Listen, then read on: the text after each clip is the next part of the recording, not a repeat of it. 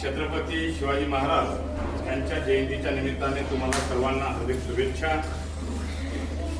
विद्यार्थी मित्र, आज सगळ्या देशभरात छत्रपती शिवाजी महाराजांची जयंती मोठ्या हर्षोल्लासामध्ये आनंदाने साजरी केली जात आहे। आपल्या शाळेमध्ये सुद्धा त्याच जोरात त्याच जोशमध्ये आपण जयंती आज साजरी करत आहोत।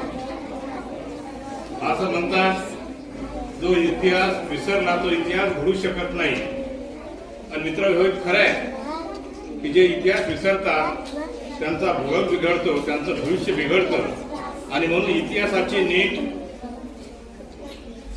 संकल्पना आम्ही समजून घेतला पाहिजे, इतिहास आम्ही नीट समजून घेतला पाहिजे। या अर्थाने छत्रपती शिवाजी महाराजांचा इतिहास हा आपल्या समोर मांडण्याचा प्रयत्न या ठिकाणी केला जात आहे, जात आहे। शेतकऱ्याच्या भाजीच्या देठाला सुद्धा हात लावायचा नाही, त्यांच्या गवताच्या काडीला सुद्धा हात लावायचा नाही, अशा स्वरूपाचा आदेश शिवाजी महाराज आपल्या सैन्याला देतो।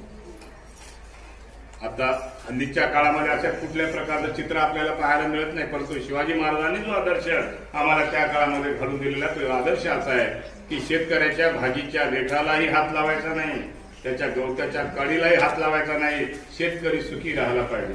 म्हणजे तो जगाला जो पोशिंदा आहे, जगाला जो पोचतो, तो शेतकरी सुखी राहायला पाहिजे, अशा पद्धतीचा विचार शिवाजी महाराजांनी त्या काळामध्ये टाकला। शिवाजी महाराज आपल्या सोबत असणाऱ्या सहकार्यांना अतिशय मान सन्मानाने त्यांचं आदरातिथ्य करत होते। तुम्हाला एक प्रामुख्याने एक गोष्ट सांगेल की कोंढाणा किल्ला जिंकण्यासाठी म्हणून त्यांच्यासोबत तानाजी मालुसरेंनी आपल्या प्राणाची आहुती दिली।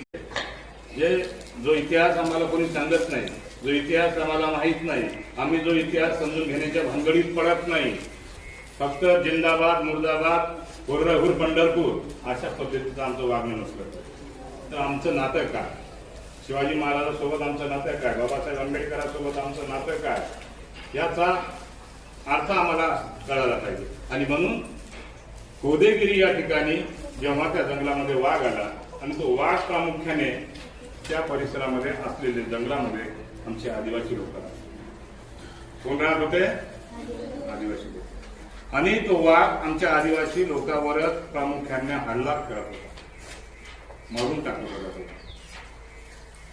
शिवाजी महाराजांचे वडील त्या काळामध्ये शहाजीराजे ते काय करतात, स्वतंत्रपणे जिम्मेदारी घेतात, त्या वाघाला मी मारेल, जो माझ्या आदिवासीला मारतो, जो माझ्या आदिवासीला खातो, जो माझ्या आदिवासी